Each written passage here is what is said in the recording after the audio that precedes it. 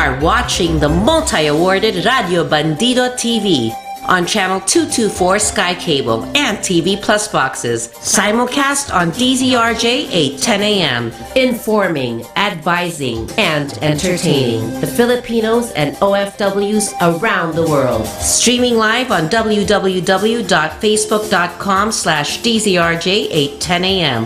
or on YouTube, channel RJAM News. To all Teleradio Bandido viewers and listeners, you can now watch Teleradio Bandido on our new YouTube channel, RJAM News. Hit the subscribe button and like the video. Don't forget to click the bell icon so you get notified when a new video gets uploaded. Don't miss out on our dynamite lineup.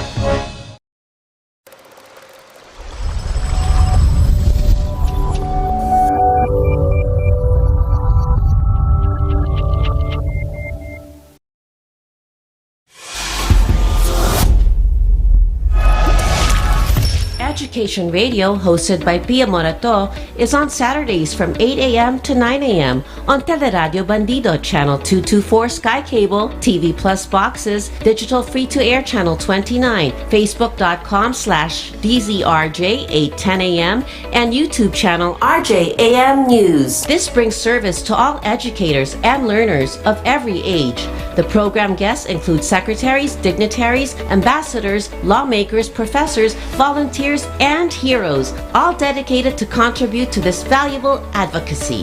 We take the streets to the classroom and the classroom to the streets.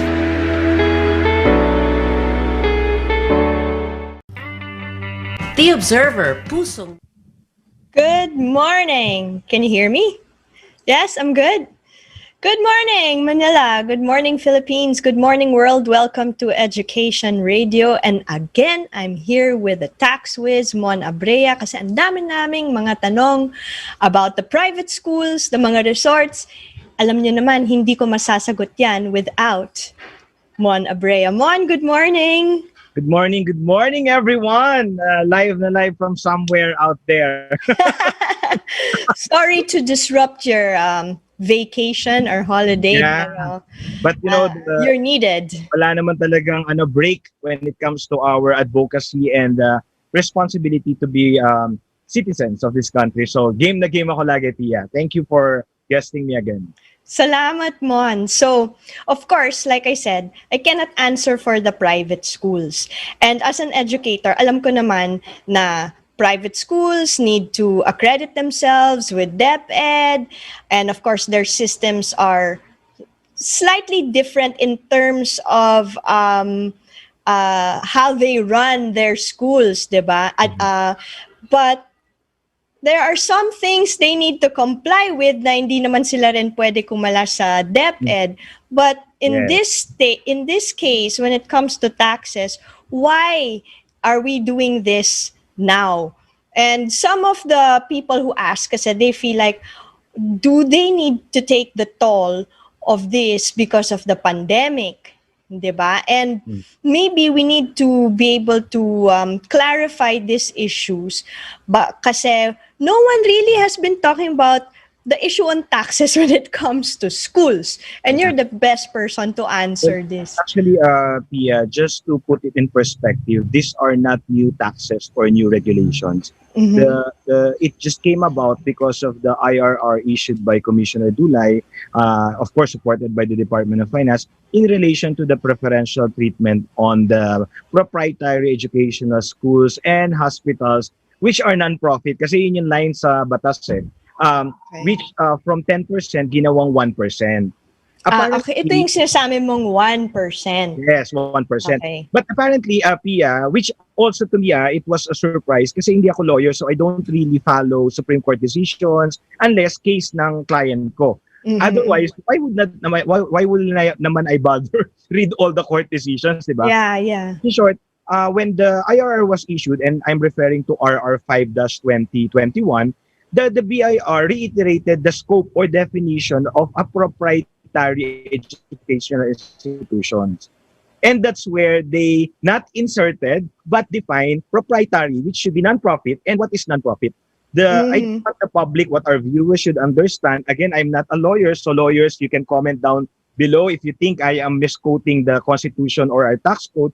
But my understanding as a tax advocate, as an educator, we are an education advocate, Pia. So Yeah. I don't think we will ever crucify or prosecute or our own institutions which are supposed to be the partner of the government. Kaya lang yun yung naging I think debate.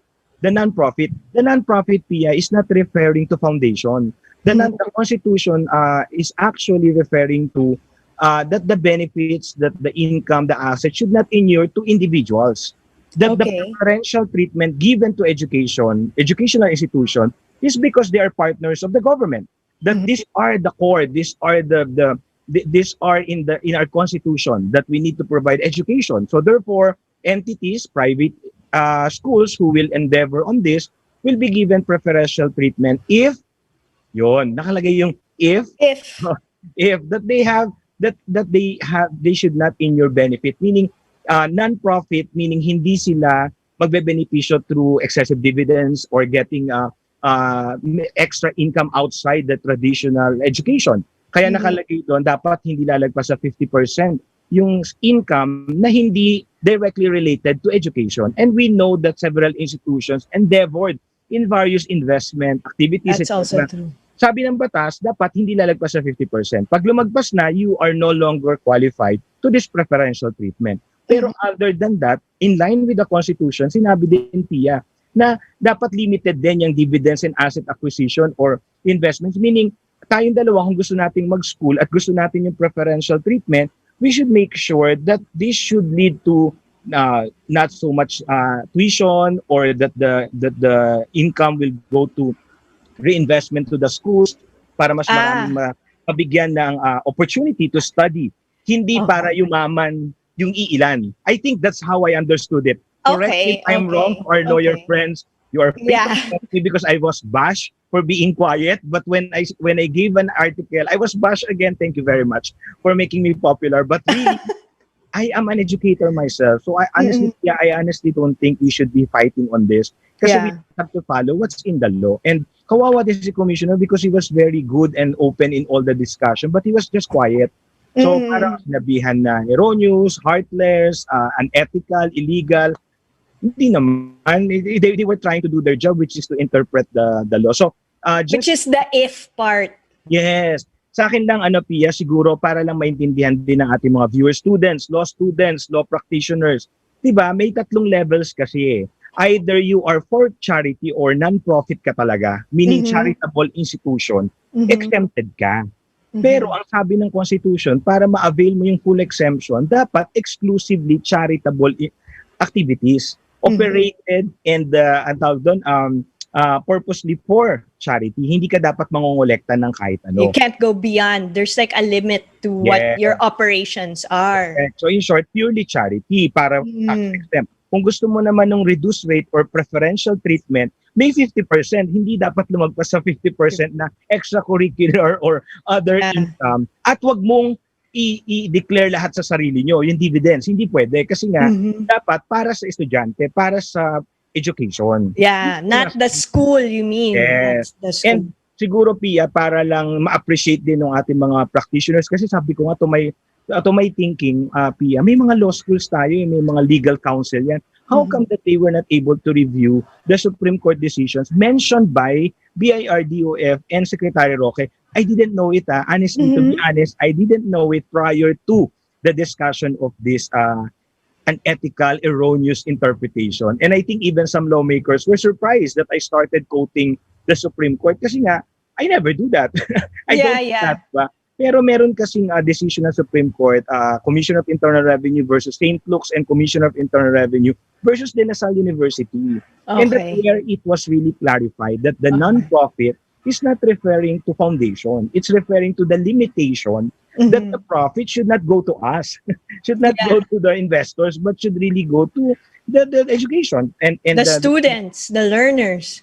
Yes. Again, that's my understanding. If I am wrong, you're free to correct me, but as an advocate, both of tax reform and education, I don't think we should be fighting on this. But thank you, Congressman Salcedo, for heeding to our request to really resolve it. So ngayon, just to update everyone, they decided to come up with a bill, and I think they will prioritize it para i-clarify talaga na i-include yung for-profit private institutions. But again, I am okay with that until 2023 kasi yun lang naman talagang tax relief fee from 10% to 10%, but only until June 30, 2023 as part of the economic recovery program of the government. Okay, Pero sana after nun, lang mabuti. Yeah, maybe you can tell us more about the tax relief part. What is that?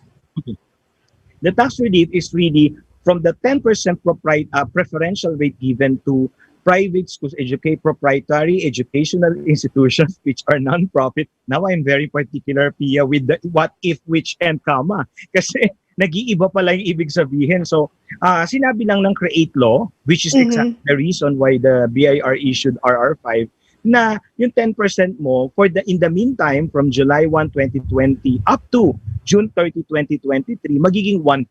That is temporary in the next 3 years. Yun I think yung naging trigger, Pia, why suddenly the private schools started asking, wait, but parang hindi kami kasama? Ba't yung nilagyan ng non-profit?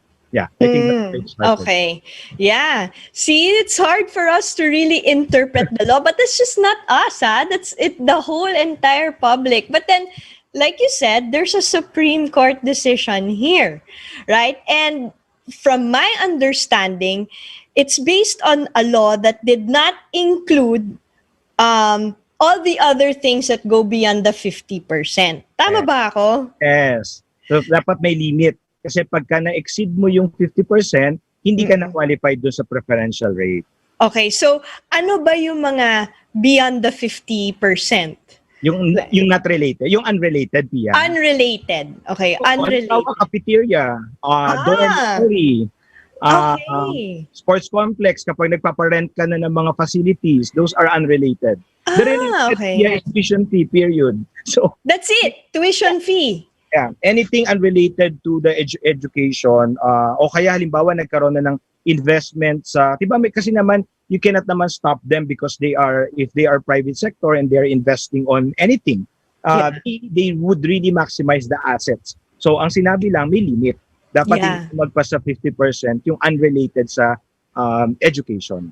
Right. Okay, so I guess private schools owners now don't really have to worry when it comes to the tuition fee issues, right? So maybe they can be a little bit more calm, because like before, like when I used to run a school, it's but normal for us kasi syempre there's inflation, diba? And we still love to talk about inflation, right? So every year, if there's an increase, we cannot help it because we have to be at par also with inflation rates. I guess that's the easiest way for me to talk about it. And that's kind of normal. People usually understand that. Although on the other hand, they say, oh, tumaas na naman yung tuition. But that's when they say that, that's because we know na we have to because inflation rates nga, right? So if the schools decide to do this again, like they have no choice but to raise the tuition, that's okay, and they won't have a problem with it. They won't, be parang they won't think this is erroneous anymore or harmful to them. I think Ganun ba yun? I think with the tuition, it's the CHED that more or less have a say on that. And I think also, Pia, this is the first time that the tax on schools was tackled. Pero ako, Pia, as an advocate, again, I don't have anything against the schools. We are educators, we are academicians, we are advocates of education. But I think we really need to, part of the reform is to really look into it, diba? Lagi tinatanong bakit daw yung simbahan exempted. Then let's look into it, na abuse ba o hindi. Because it's enshrined in our constitution, it's either we revise the constitution or we implement it properly. Yun lang naman yun eh. That's right. Batiin mo siya or implement mo siya ng tama kasi baka naman na-abuse or hindi nagagamit ng tama. And correction po, kapag ang simbahan nag-invest, natatax po yung investment nila. Especially kapag sa stock market kasi may mga lumalabas, may mga shares din daw ang mga simbahan. It's being taxed because it's subject to final tax. And when they sell property, it's also taxed. Because their exemption is only on income. So if they make other income generating activities, it's being taxed. Yes. Okay, that sounds fair to me. So that sounds fair to me from at the rate we're going. So if let's say I own a school, but at the same time on the other side I own a dorm where my students can stay, right? Then my dorm will be taxed. Yes. And If it exceeds 50%, it will Yeah. you be taxed on the regular rate. But as Yes. long as it's not less than, if it does not exceed 50%, you enjoy the preferential rate. still, Yes. okay. And that was reiterated in the RMC issued by Commissioner this week na talagang times 1% pa rin, both the related and unrelated. Okay. As you don't exceed the See the 50%. Okay, so it applies to both. Yeah. Okay, that sounds fair. Yeah, if it happens to be your income is all coming from dormitory and rental facilities, you're no longer a school. That's right. You're That's the, right. real estate company. Yeah, that's right. Or yeah, real estate or Diba? maybe a tourism. Diba? Tourist hub ka na pala. Yeah. Makes sense. Again, It makes sense. sabi nga, diba, the law may be harsh, but it is the law. But it doesn't need to be harsh. We just need to understand it, comply with it. And if there are seemingly loopholes or gray area, wala namang problem na we clarify it. Kaya lang Yeah. kasi parang ang nangyari, BIR was put on the bad light na they very erroneous, very heartless, very unethical considering the times. Trabaho kasi nila yun. So it's Yeah. really for BIR. It was really hard for BIR, and we really applaud Commissioner for being really firm and magnanimous in the entire discussion. Kasi hindi mo siya naringgan na bahala kayo. Wala. He didn't Yeah. comment. He was just he asked everyone to just implement and discuss and join the discussion sa Congress and even with us and all. So thank you, Commissioner Dulay, for always listening and helping taxpayers and supporting tax reform. So sabi nila, if there is a bill to clarify it, they will support it. Diba? Yeah. I mean, they're very open. They're to, flexible. They're flexible. Okay. Let's clarify your name also, Mon, because sabi mo nga, the fake news ka. Ang daming fake news talaga. You know, we really have to incorporate this also in our curriculums, right? And that's where we're testing or honing our critical thinking skills. But I guess in this sense, it makes it a little bit harder because we do not know the law. Yeah. Right? Kaya nga when I started asking Commissioner about it and he gave me the court decision, I really took time to read it, ask people, and to really weigh in. Kasi mahirap naman, Pia, just for the sake na makapag-comment tayo. Yeah. And some followers, and we want them to be educated. Ayaw naman natin silang magalit o makisawsaw din nang hindi nila naiintindihan. And to be fair, even the association, the schools, reach out to me. Kaya nga sabi ko, ang position ko from the start, Pia, if it is in the law, then we have to give it to the private schools. Kasi as an educator, I support the preferential rate. Kasi may reason eh. I don't think the law will include it kung wala naman, diba? But there was also a limit. Hindi rin siya basta-basta. Naglagay din ng limit. I think that's where we colluded eh. Ay, may limit pala. Ay, meron palang definition. So, a scope pala siya. Okay. Okay, what's the relationship with the BIR and the DOF? Well, natuto din ako and tinatawanan nga ako ni Commissioner. Sabi niya, hindi ka kasi lawyer. Alam ko po yan, Commissioner. So, basta talaga ako basa. Diba? Pero at least we're learning, diba? Kasama Even Pia, yung sa Supreme Court decision sa Lasal, it was very clear eh. Sinabi talaga doon na the non-profit means that it will not in your benefit to the owners, to the investors through dividends and assets. Nakalagay talaga doon sa sa Supreme Court decision. So I guess, and even in my article that I've published, and I might also publish another article just to really put it in perspective. Kasi this is not me against you or you against me. Hindi ganun eh. This is our country, and education is really very important. Kapag nahirapan ng private schools, we will also suffer. Diba? Kasi hindi sila kayang lahat i-accommodate ng public school. So it's important that there is really a symbiotic and collaborative coexistence, diba? When it comes to making sure that all our citizens are well educated. So hindi tayo magkaaway dito. We're just talking about the interpretation of the law. I think that's where the difference. That's where we panic. may kanya-kanya palang opinion. So sabi ko nga, Pia, I don't want to give an opinion. I just want to share the facts kasi baka lalo ako mabash. Hindi po ako nagmamarunong. I just want to share the facts. And there's Supreme Court decision, there's an RR, Malacanang and DOF supported the position of BIR. And BIR, and there was no erroneous interpretation. It was just wrong timing na people realized na, ay, na-violate pala, ay, hindi pala ako qualified. And that's why Congress stepped in. They would legislate a law that will include private schools. But until that's then, my next question, diba? Okay, sige. Like who are in the past, let's say the lawmakers involved in this, I'm sure it was first a bill, diba, before it actually became signed by the president, where hindi pa nasama yung non-preferential. How did this all begin? And now we're here with lawmakers saying, oh, hey, maybe we should include non-preferential. Alam mo, I'll answer it two ways. First, our lawmakers will hate me for this. It's election season. They jump into it as quickly as they can without realizing that they were the one who legislated the law. They should clarify it. That's why I called right away the oversight committee. Sabi ko sa private schools, write the chairs, the Senate, the Congress committee chairs, the oversight committee, meaning the one who legislated it, because they have the power to oversight. Make sure tama ba, may erroneous interpretation ba talaga. But their individual opinion, honestly, doesn't matter.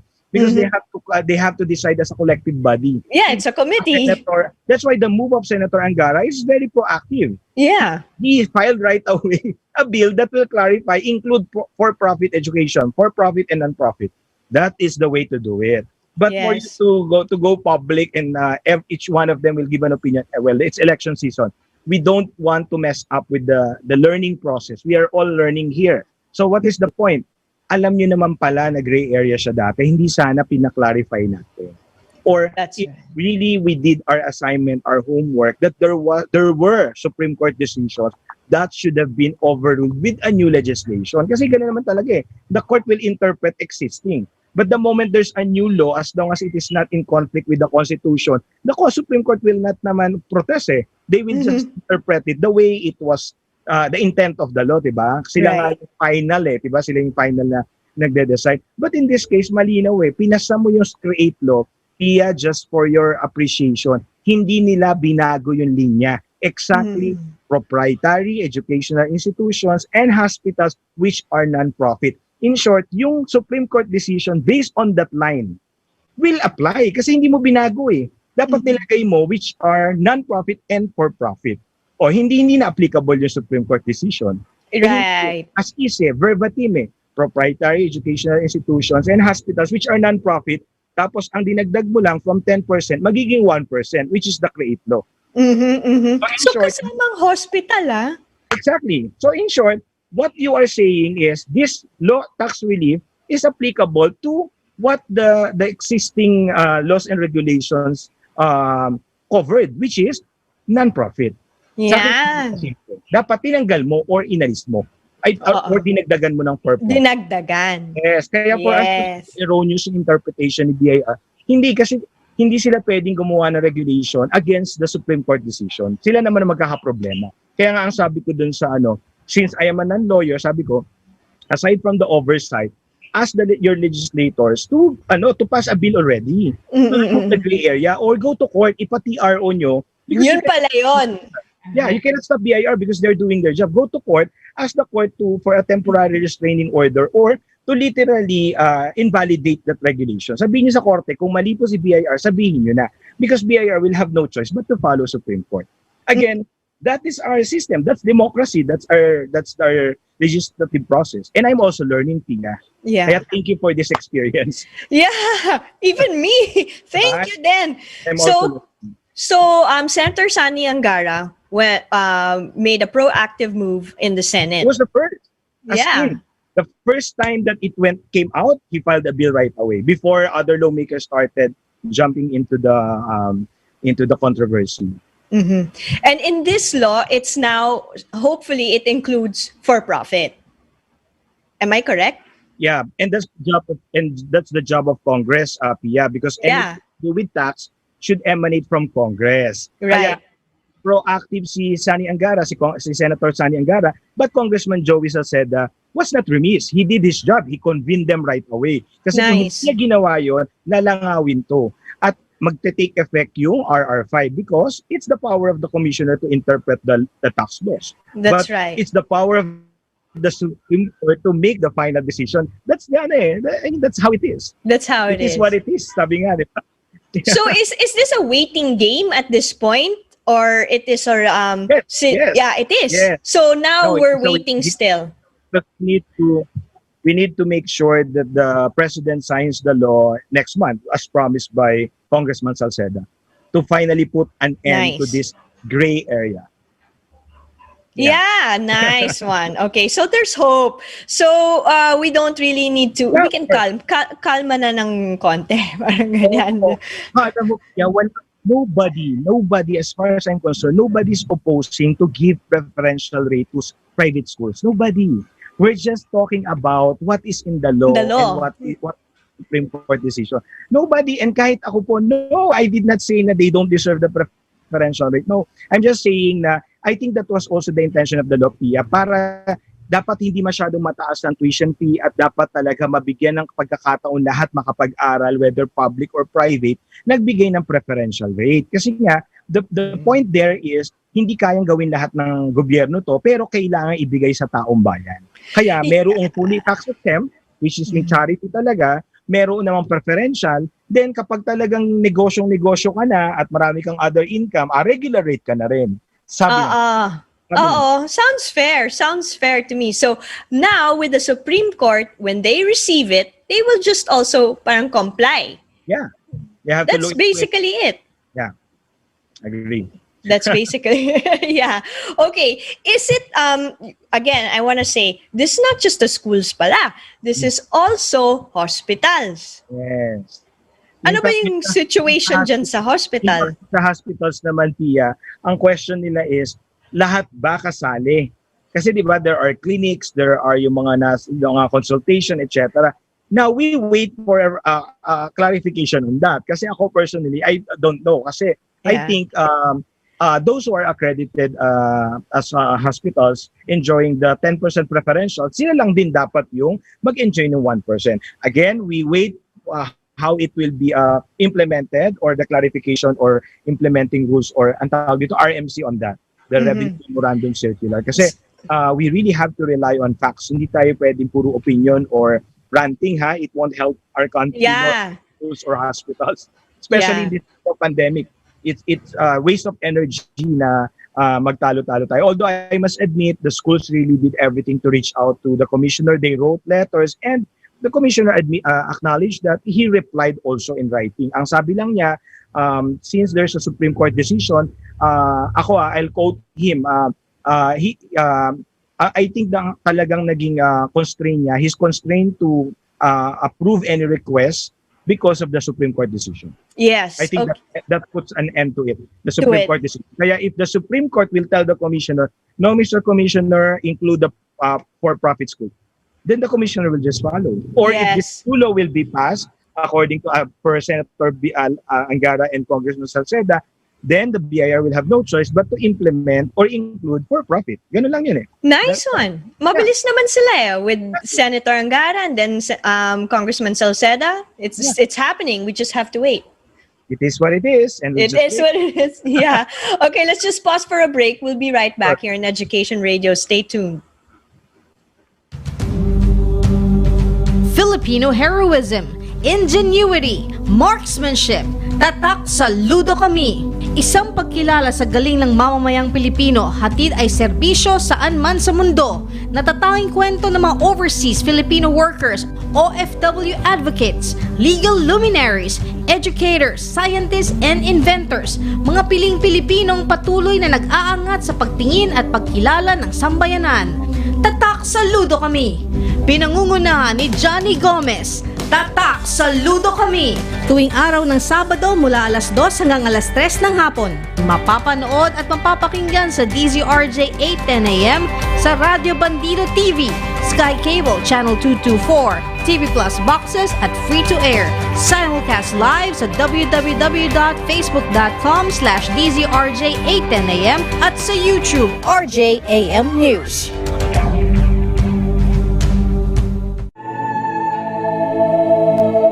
Be enlightened with inspiring stories.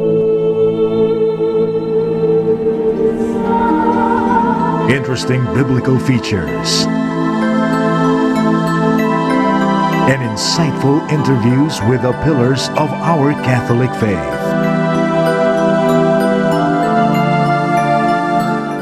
Power to Unite with Elvira.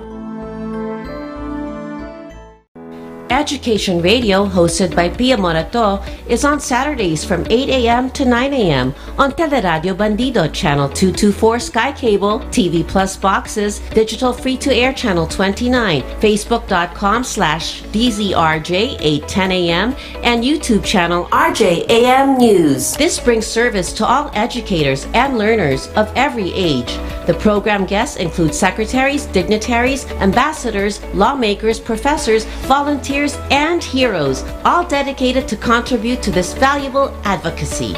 We take the streets to the classroom and the classroom to the streets.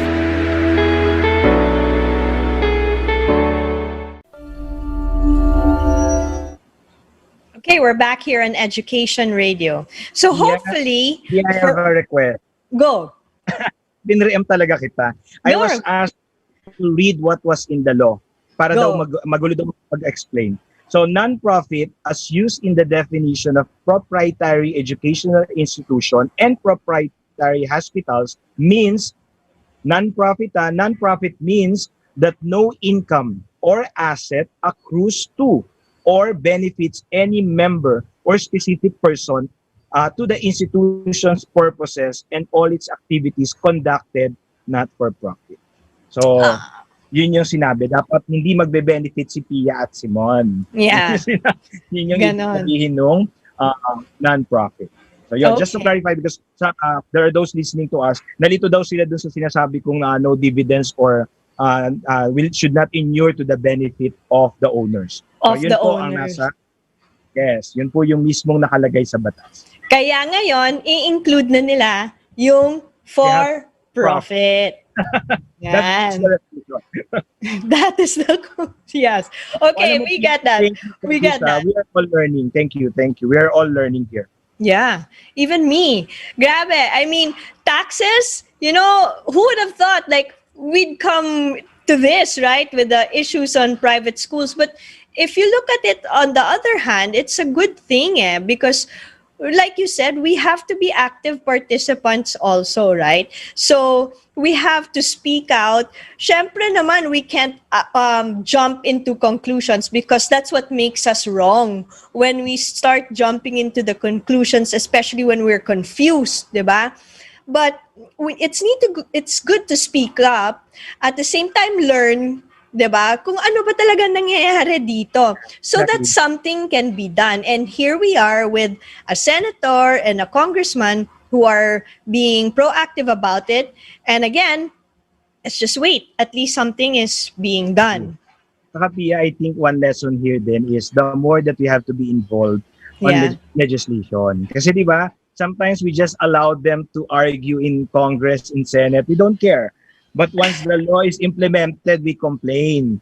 Yeah. That's why we all have to be educated, to be informed, and sabi nga ni Pia, to be part of the process, to be involved. Kasi otherwise, tayo din yung maiipit or mahihirapan in the long run because the law are there to protect and help us. But if we don't understand, if we don't benefit or avail of the benefits, then sayang din siya. So again, Education Radio is really for those things.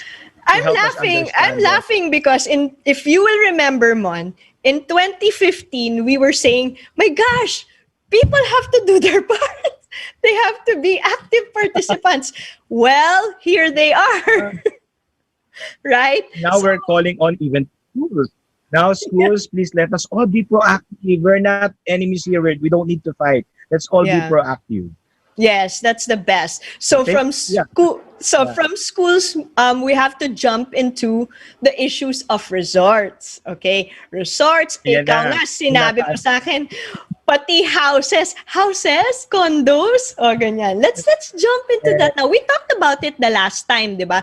Where you can actually be part of like an owner somewhat, right? But before we get into this, the resorts kasi, we still hear them say, "Oh, how will we operate? I'm so dehado na ako. May lockdown, may ganyan, and I can't seem to jumpstart and naubos na pera ko." All these things, right? I'll start with the pera. If you are the into pera. resort or tourism-related industry or companies, the DTI was given 10 billion financial assistance budget. And according to the Secretary, to our good Secretary Mon Lopez, nasa 3+ billion pa lang yung na-avail, Pia. So we still have 6 billion plus available. And mainly po, ito po ay ang priority po ay yung mga nasa tourism-related resorts, hotels, bed and breakfast, yung mga any outdoor activities na lahat na lockdown or naapektuhan na mainly nung quarantine. So please do visit SB Corporation. All the process, application, approval, and fund transfer, everything online. Yeah. And, they don't require so much. No collateral, no interest, with 1 year, 1 year palugit bago ka magbayad. Imagine. Okay, 1 year to pay, parang ganyan. No, 1 year before you start paying. Before you start paying. Diba? Moratorium, okay. 1 year moratorium. Bago ka magsimula magbayad. Imagine that. It's really help that the government is giving to us through DTI and SB Corp. Just Google or look at the website of SB Corp. All the application process, review, approval, and fund transfer, automatic fund transfer of your loan, no interest, no collateral, and with 1 year moratorium before you We pay. talked about this the last time. So we have, right? have to reiterate kasi alam ko marami pa rin nagrereklamo or malungkot dahil wala ng puhunan, wala pa rin kita. So there are assistance available to us. And again, we'll mention there's 10 billion. 10 billion allotted to this and only 3 billion. That's pa lang ang na-avail. Di pa kasi ako nag-apply eh. Mamaya mag-apply ako. Ako rin. Niisip ko, baka parang gagawin. It's for everyone who's into business. So might as well really consider that. Anyway, I just need to mention that. No, that's a good mention. Yeah. For the other Pokemon, Secretary Mon. Keep helping him because he's really doing a great job and a lot of things for our MSME. So thank you, Secretary Mon. Thank you, Sec Mon. And of course, a part of that, I have to include kasi with these resorts, okay, so that's one thing, the pera part. But then I know there's also like this point-to-point eh. I don't know what, I can't fully define it, but then I think you have to register. Is it also with the DTI and the Department of Tourism, where you have like a point-to-point registration of where the people will come in, diba, and say that they're coming from this point and going to your point. Yes, I think Pia, in most LGUs, especially yung mga islands, meron na silang mga QR code or online yung process. Yeah. Before you book, make sure na na-verify niyo muna kung ano yung health protocols or kung ang swab test ba is on-site or before you fly para hindi kayo magka-problem. Kasi kawawa din yung resort kung mag-demand kayo ng refund, kayo pala yung nagka-problema sa protocol or requirement. So, yun lang. And I think NCR Plus are allowed already to move. Yeah. But you have to make sure. I think ito din, Pia, yung gusto nila ipa-standardize kasi some LGUs have stricter health protocols. So, sana ma-standardize kasi kawawa din yung mga travel agency or yung mga travelers kung ang experience nila sa Boracay iba pala pagdating sa Palawan or iba pala pagka sa Cebu or ano. So, again, we have to take responsibility, do our homework before we enjoy and splurge into this summer pahabol na, because I think everyone is so gigil na to go out, diba? Ako Yeah. So, you just have to observe protocols para hindi tayo magka-problem at hindi din tayo makadagdag. Planning yan. Planning talaga yan. Planning But talaga. do you think now, okay, considering we have that point-to-point planning, can the LGUs also help with this 10 billion fund?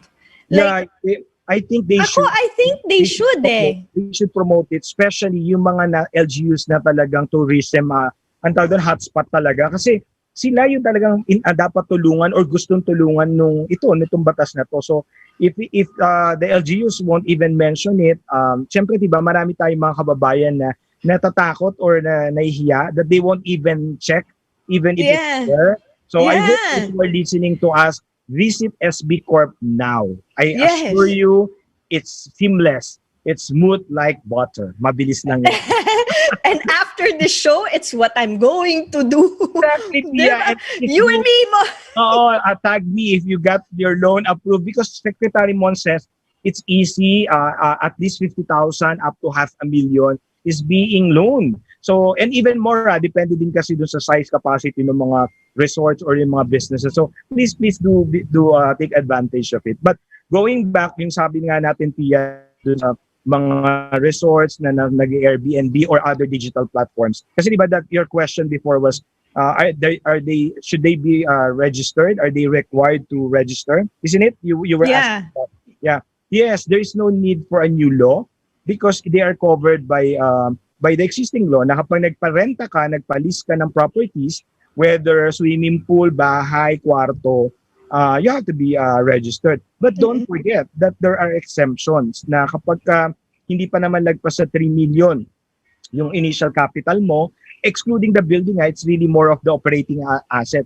You can avail of the income tax exemption through Barangay Micro Business Enterprise. And kapag hindi lumagpas sa 3 million yung annual sales mo, pwede ka namang optional 8% lang. So it's less taxing. So medyo reduced rate na siya, di ba? 8% kumpara doon sa maraming babayaran. At kung hindi pa naman nag-ooperate or wala namang kinita, you just have to file, and it's online na. You can file and pay online. So hindi na issue o hindi na dapat problem kung may quarantine o wala, because everything can be done. Even registration, Pia, BIR already launched last week the online registration. So just visit bir.gov.ph. We have to really salute Commissioner Dulay and all the BIR. He's making it easier for everybody. Deputy Arnel, Cecil, and everyone else, Asir, Tess, and everyone who's really working on this. Imagine mo, online business registration. Meron na ring chatbot 24/7, so you can ask anything sa BIR website, may magpa-pop up. Baka ikaw yung model doon kasi babaeng Wait, sandali ha. I was going to tell you nga something. Baka gusto kong, may naisip ako parang gusto kong i-caravan ka ulit sa mga sa mga probinsya, 'di ba, na para yung mga LGUs. Naisip ko lang tanungin natin si Sec Monden na baka, kasi tingin ko talaga ang LGU sa mga probinsya kailangan tumulong sa atin dito Kasi yung mga resorts doon or even the real estate people there that are trying to have their places rented, it's like they don't know what to do. But this gap kasi is really an information campaign. And it needs to start, for me, I think you agree, with the LGU also. Tulungan nila yung mga tao doon. Di ba? Everyone wants yung caravan mo doon, Pokemon. Everyone wants to make a living. Everyone wants to generate profit, cover their losses, recover, bounce back. So sana hindi tayo matakot sa taxes kasi there are a lot of exemptions or mga options naman for us to enjoy para hindi muna tayo magka-problema or mabigatan sa tax. But as always, I say this, Pia, we need to educate ourselves because the provisions, the letters of the law won't walk to us or run to us. We need to check on it. We need to ask. We need to validate. We need to go to our government agency, to our partners to make sure na ma-avail natin yung mga dapat nating ma-avail as practitioners, as MSMEs, as startups, because it's all there. Tulad itong financial assistance ni DTI, sila na mismo yung nananawagan, mag-apply kayo. And it's been how many months, Pia? Andun pa rin, natutulog pa rin yung... natutulog. So imagine that, and DTI is doing everything, and still, andun pa rin, konti pa rin yung nag-a-apply. So I hope those who are listening, kung kayo po ay may business, kasi simula pa lang, nalugi, nagsara, Or especially kung gusto ko magsimula, pwede rin? kung magsimula or mag-expand, you can go to SB Corp. Yes, even yung magsimula, Pia, because SB Corp is really for small businesses.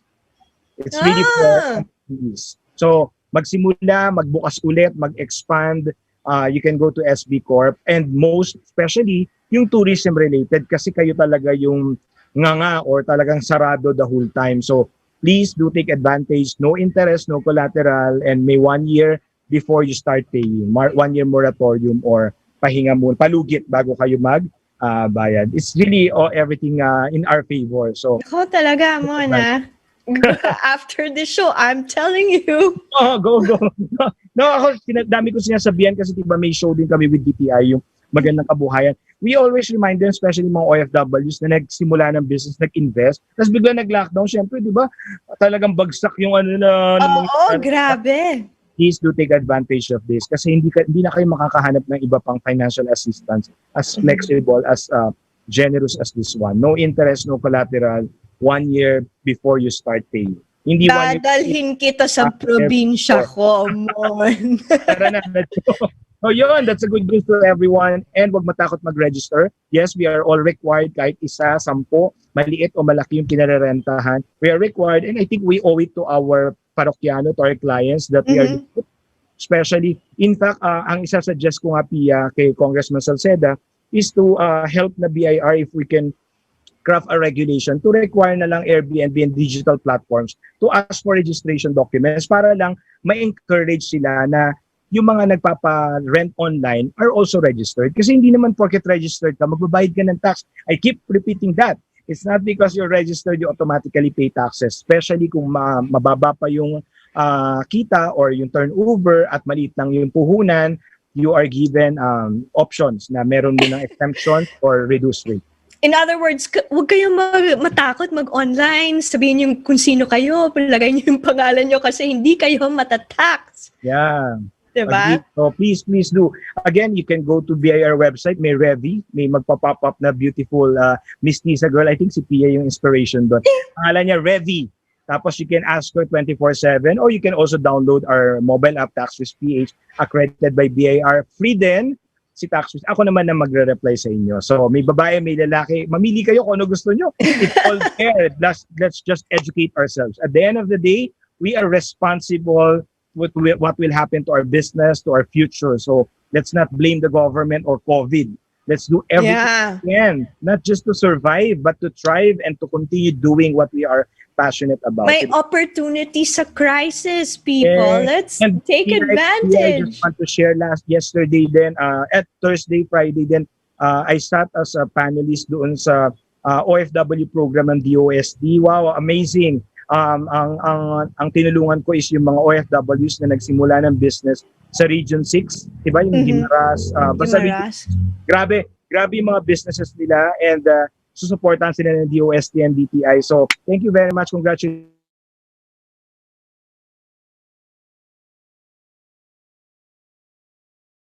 Yeah, isa din yan sa advocacy natin. Kasi, Oo naman, talaga. So, ang dami mo nang caravan abroad para sa kanila. Naging zombie na.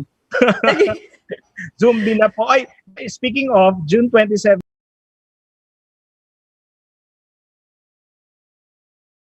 Talaga? Attaché Georgie Dinsay. Then we'll have Tokyo, then Canada. We're doing another round of roadshow pero puro Zoom muna. Kaya sana makalipad na tayo kasi alam mo namang isa yan sa aking Lilipad na tayo, Mon. And okay, pwede ko bang ipasok yung one-man corporation dito? Yes, of course. Ito naman ang tanong dyan, Pia. Tinanong din sa akin ng OFW yan last time. Sabi nila, Mon, when do we consider the one-person corporation from being a sole proprietor or should we register right away one-person corporation instead of a sole proprietor? Ang sagot ko po, simple lang. Depende po sa kita at yaman nyo. Ibig sabihin, kung below 3 million pa ang puhunan, wala pang 8 million ang projected net income, you don't need to rush. Parang incubation or ang tawag doon, parang daycare muna. Sole proprietor muna. Pero kapag 8 million, 15 million above net income ang pinag-usapan natin, pag ganun nakalaki ang net income, it's best to consider one-person corporation for one basic reason. Mas mababa ang income tax ng corporation. May 20% or 25% versus sa Trainlo po, may 35% ultra-rich. Naalala mo, Pia, yung ako na 35%, ay pinoprotesta ko pa rin po siya. Attention, Senator Pia, Senator Angara, Congressman Joyce Salceda, hindi po ako yung ultra-rich. Ako lang po yung representative ng mga tatamaan. Kasi with the 35% rate, Pia, mas may tax advantage ngayon yung corporation kung big earner ka na. So again, hindi ko kayo dinidiscriminate, but this is what it is. Pag maliit pa ang kita, maliit pa ang business, be happy under DTI, sole proprietor. But the moment you breach that 8 million net income pagdating ng 15 million, 500,000 na yung tax advantage ng corporation, yung savings mo. So if you stay as a sole proprietor, mas malaki na yung babayaran mo income tax. But if you incorporate it, makakatipid ka starting with 500,000 tax savings. Guaranteed. Nice. You can check my article sa Business World, Tax Guide on Create Law. I did a comparative computation dahil ako po ay teacher talaga at feeling mathematician, so may I compute ako. Kasi mahilig sa math. Pinakita ko talaga magkano yung tax savings mo as you grow your as you increase your net income. So ang sagot, pag mas mayaman, mas malaki ang kita, one-person corporation. Pag nagsimula pa lang maliit pa, self-employed, sole proprietor, be happy with that. Kasi ang BMBE po, walang corporation or individual. Either or. Pwede kang corporation, pwede kang individual. You can avail the BMBE provided hindi lalagpas sa 3 million ang total assets mo.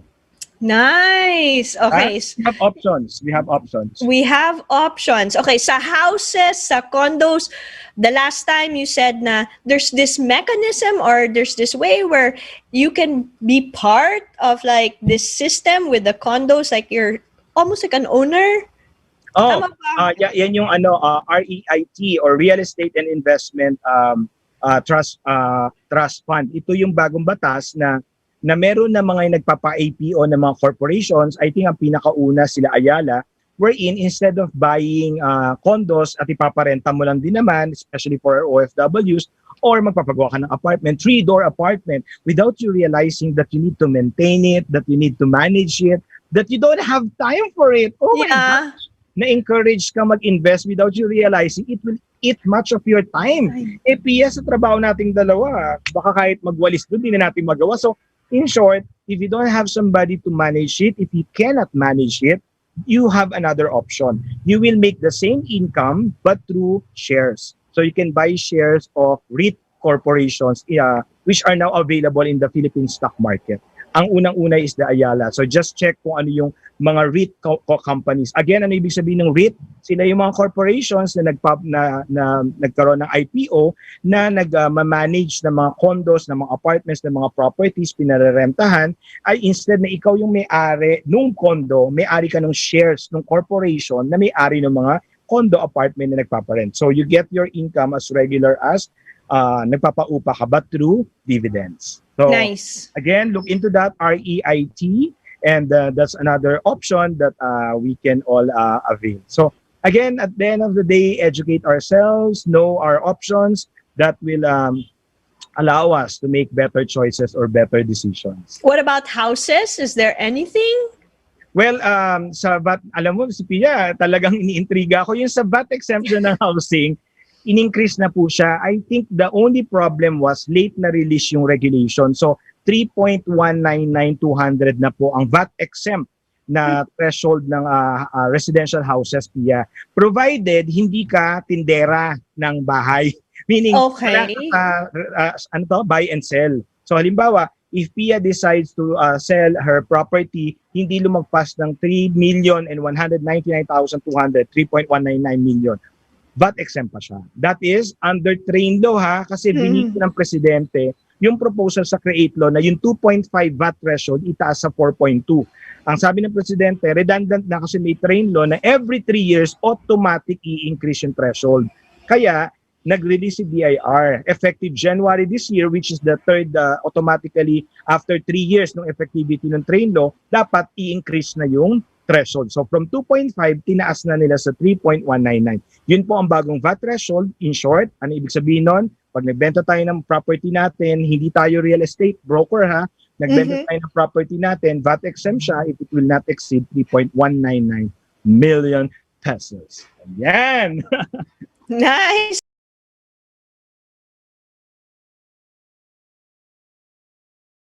Ng sitwasyon, they may be outside of the country, but they're like they Yes. spouses, Yes. I'm sure. So, Yeah. to our OFWs, and the most important thing, especially to our OFWs, Malacanang already confirmed that the President will sign the extension of the estate tax amnesty. Nag-expire na po siya nung Monday, but the bill was submitted to Malacanang last Wednesday. Kaya mali din ako kasi ang sabi ko, sana pirmahan na ni Presidente last Monday, yun ang sabi ko kasi deadline. Hindi pa pala sinasabi yung valuation 10 years, 20 years ago. Pero ang rate 6% at waive lahat ng interest penalties. At ang pinakabago, not bago, isa sa clarification na ginawa, pwedeng magpa-approve kay Commissioner para withdrawin yung pera nung namatay so that you can use it to pay estate tax. Oh, that's a good one. Yeah. Yes, di ba? Kung Yeah. matagal na po yan nakaipit dyan, hindi nyo matransfer yung property, hindi nyo ma-withdraw yung pera. Now, I'm telling you, you can just write the The Commissioner BIR. approval, part of the estate tax amnesty. The Commissioner can grant withdrawal of the amount to use to pay estate tax, to avail of the estate tax amnesty. Bum, bum, bum. Good one. I like that. Yes. That's incentive also for our OFWs to come home, diba? And maybe start over if they want to start over, diba? I agree. So again, there are a lot of good things happening. There are a lot of reforms. There are a lot of developments. But we need to educate ourselves. We need to be Yeah. part of it. We need to avail it. It won't walk to us or it won't knock on our door. Diba sabi nga nila, if the opportunity is not there, create opportunities. But there are options already around us. There are opportunities already. So it's a matter of us knowing which one we would like to take advantage. So I guess, Pia, with everything that we have discussed today, from private schools, hospitals, sa mga resorts, and now sa ating mga OFWs, I think the lesson really there is to really know our rights and responsibilities or obligations, because the government cannot really do everything for us. No, I keep saying that too, Pokemon. I keep saying that in all my articles, the government cannot do it all on their own. I mean, we have to do our parts also. Meron na nga tayong ease of doing business, hindi ba? Yes, diba? Sa parte na to niyan, di ba? In fact, So- si Director General Jeremiah Bellica Belhica. memo already. Tama ba memo? Baka magalit yung mga mayor. A reminder to all LGUs, what is in our ease of doing business, how that we need to streamline, automate, at deadline na po that we need to comply to this ease of doing business. So hindi lang po national, pati local. In short, all government agencies, we need to make sure na ma-improve yung experience ng ating mga kababayan when it comes to dealing with our government. Alam mo, maganda to kasi naiisip ko rin ng mga pwedeng mangyari sa federalism, but you know, that's another topic po. Diba? But in a way, you are challenging also the local government units to really step up Yes, when it comes to promoting it. This is promoting your own city or your own province when you to do be more something. competitive. They need to Yes. really compete with other cities para they attract more local and foreign tourists and more investors, di ba? Kaya nga Yeah. maganda din sa maganda din part of the Create Din, Pia, just to mention, is yung pagbibigay ng mga tax incentives pag nag-relocate kayo outside NCR, meaning usual business district. So merong tax incentive, di ba? So that was also included in the Create law. So it's not true na tinanggal yung mga incentives. Ginawa lang mas program, time-bound, and result-driven talaga. So it's only to make us, all the citizens, benefit from the incentives granted to these companies. Kailangan talaga may employment, may investments, may development dun sa mga areas kung saan sila nabigyan ng tax incentives. Which I Yan. think good. Otherwise, I think. incentives. Hindi lang sila nagbayad, wala naman tayong pinakinabangan. So again, for every incentive that the government extends, dapat may benefits sa taong bayan, may benefits sa citizens. True that. Thank you, Pokemon. Last words na. And invite everyone. Gusto ko sumali dyan sa mga Tokyo caravans mo. I want to learn also. Yeah, let's work on that. I'm really no, I'm really excited, and I'm always happy to engage with our OFWs. To all our listeners, I always say this: we may not be able to grasp, understand everything, but hindi po masama magtanong.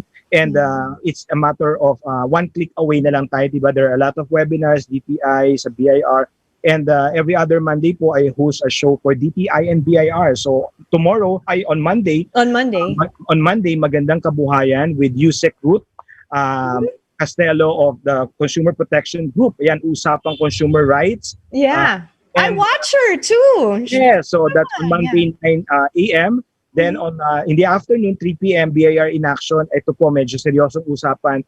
Run after tax evaders program ng BIR. Paano ba maiwasan na makasuhan tayo ng BIR o magka-problema sa BIR? So ang guest ko naman po ay si Sir James Roldan. Siya yung laging nasa news na nagsasampa sa DOJ ng tax evasion case. So again, ang maganda dito is we talk to them not as somebody who will prosecute or run after us. We talk to them as a public servant. We talk to them as somebody who should explain to us ano yung rights natin, ano yung dapat natin gawin para hindi tayo matakot or mapahamak. So I hope you can watch our shows on Monday kasi we do this not for the sake na may mag-like or may mag-view, for the sake na may matutunan kayo. So This is whether an isa o education, dalawa, people.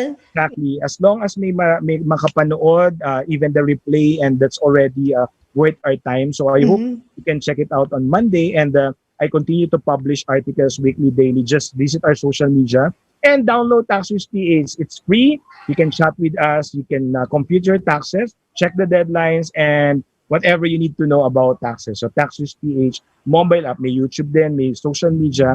But the mobile app really is in partnership with BIR para meron na rin silang mobile app, TIN verification app. You can verify your TIN aside kay Revy na chatbot nila sa website. Grabe si BIR, yung digital transformation niya. Sobrang bilis.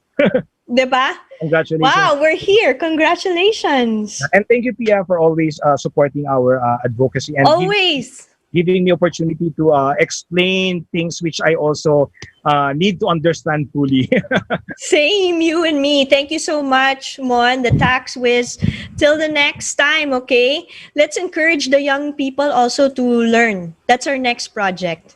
Thank you so much. Thank you so much. Have a good weekend. This is Pia Maratos. Hasta luego, everyone. Bye-bye.